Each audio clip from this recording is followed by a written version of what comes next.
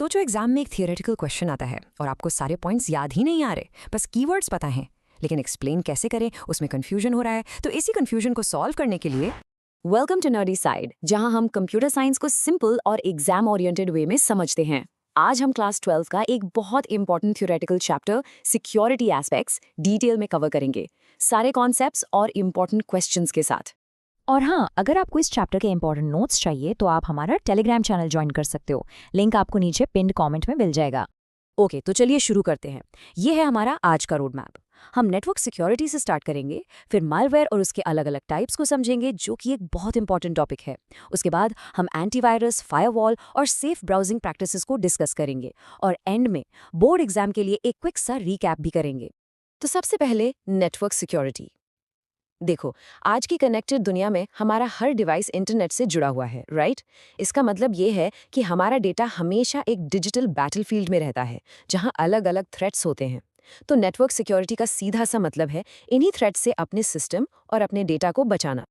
अब आते हैं इस डिजिटल बैटलफील्ड के मेन विलन्स पर, यानी मैलवेयर।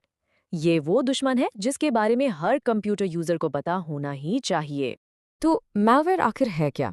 इसका फुल फॉर्म है मलिशियस सॉफ्टवेयर। बेसिकली ये कोई भी ऐसा सॉफ्टवेयर है जिसे इस इरादे से बनाया गया है कि वो आपके कंप्यूटर को डैमेज करे, आपका डेटा चोरी करे या आपके लिए कोई प्रॉब्लम क्रिएट करे।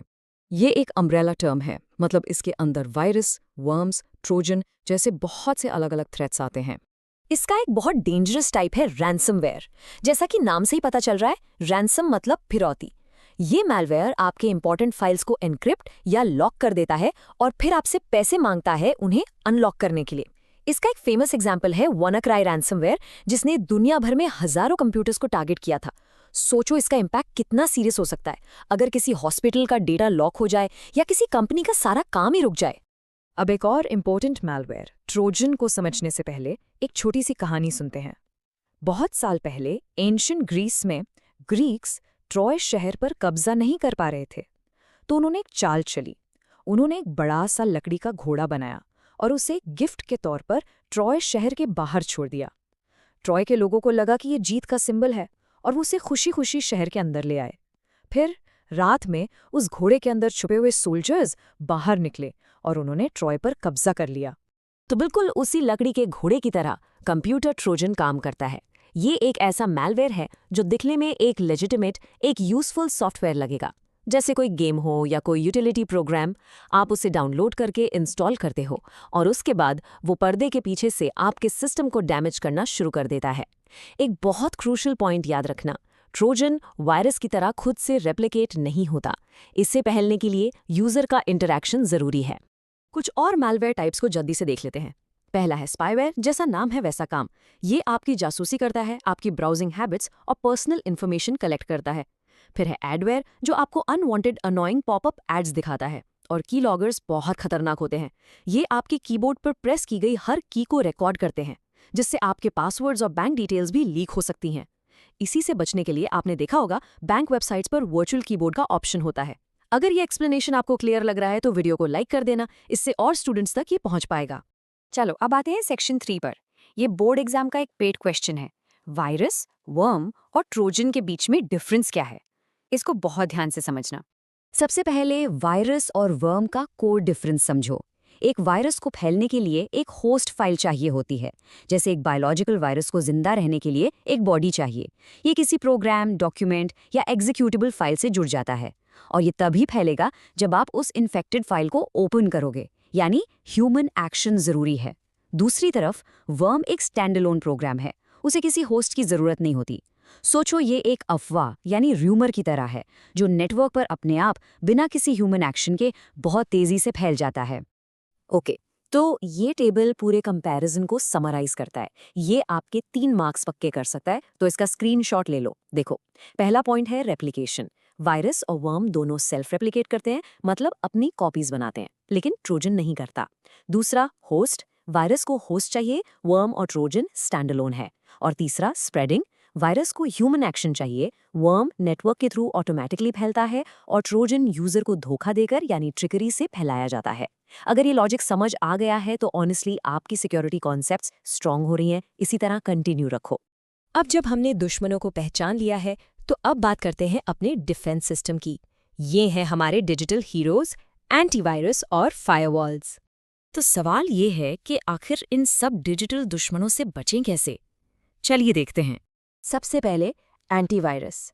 देखो, इसका नाम एंटीवायरस है, लेकिन ये सिर्फ वायरस से नहीं लड़ता। ये एक कंप्लीट एंटी मैलवेयर सॉफ्टवेयर है जो हर तरह के थ्रेट्स, चाहे वो वायरसेस हों, वर्म्स, ट्रोजन्स या स्पाईवेयर, सबको प्रिवेंट, डिटेक्ट और रिमूव करने के लिए डिज़ाइन किया गया है। तो एंटीवायरस काम कैसे करता है? इसके पास कुछ डिटेक्टिव जैसी टेक्निक्स हैं। पहला है सिग्नेचर बेस्ड डिटेक्शन। हर मैलवेयर का एक यूनिक कोड पैटर्न होता है जिसे सिग्नेचर कहते हैं। एंटीवायरस अपने डेटाबेस में इस सिग्नेचर को मैच करके उसे पकड़ता है। दूसरा है सैंडबॉक्स डिटेक्शन।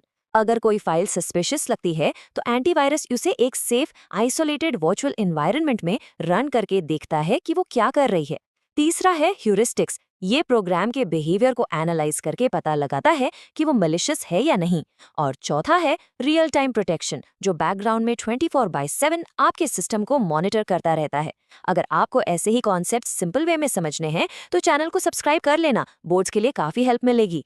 हमारा अगला हीरो है फायरवॉल। इस डायग्राम को देखो। फायरवॉल आपके कंप्यूटर यानी आपके लोकल एरिया नेटवर्क लैन और बाहर के इंटरनेट यानी कि वाइड एरिया नेटवर्क वैन के बीच में एक सिक्योरिटी गार्ड या चौकीदार की तरह खड़ा है। इसका काम है हर आने वाले और जाने वाले डेटा ट्रैफिक को चेक करना। तो फायरवॉल का काम क्या है? ये एक नेटवर्क सिक्योरिटी सिस्टम है जो हार्डवेयर में भी हो सकता है और सॉफ्टवेयर में भी। ये प्री डिफाइंड सिक्योरिटी रूल्स के बेसिस पर सारे इनकमिंग और आउटगोइंग ट्रैफिक को मॉनिटर और कंट्रोल करता है। अगर कोई डेटा पैकेट उसके रूल्स को फॉलो नहीं करता या सस्पिशियस लगता है तो फायरवॉल उसे वहीं ब्लॉक कर देता है। सिंपल भाषा में ये अनऑथराइज्ड एक्सेस को रोकता है। अब आते हैं डेली लाइफ की सिक्योरिटी पर। हम सब रोज इंटरनेट ब्राउज करते हैं, तो सेफ ब्राउजिंग के लिए कुछ चीजें समझना बहुत जरूरी है, जिनमें से सबसे इंपॉर्टेंट है HTTPS। चलो इसे देखते हैं। जब भी आप किसी वेबसाइट पर जाते हो तो एड्रेस बार में HTTP या HTTPS लिखा होता है। HTTP में S नहीं है, मतलब सिक्योर नहीं है। यहाँ डेटा प्लेन टेक्स्ट में ट्रैवल करता है जिसे कोई भी हैकर आसानी से पढ़ सकता है। इसीलिए बैंकिंग या शॉपिंग वेबसाइट्स कभी HTTP यूज नहीं करती। वो यूज करती हैं HTTPS, जहां S का मतलब है सिक्योर। यहाँ आपका डेटा भेजने से पहले एन्क्रिप्ट हो जाता है जिसे कोई और नहीं पढ़ सकता।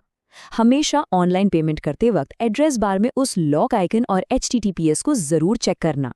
चलिए अब जल्दी से सब कुछ रिकैप करते हैं और बोर्ड एग्जाम के लिए कुछ फाइनल इंपॉर्टेंट टिप्स देखते हैं। ये 5 गोल्डन रूल्स हमेशा याद रखो। पहला, एक अच्छा एंटीवायरस यूज करो और उसे रेगुलर अपडेट करते रहो। दूसरा, कभी भी पायरेटेड सॉफ्टवेयर यूज मत करो, उनमें अक्सर मैलवेयर छुपा होता है। तीसरा, अनजान ईमेल्स में आए लिंक्स पर कभी क्लिक मत करो।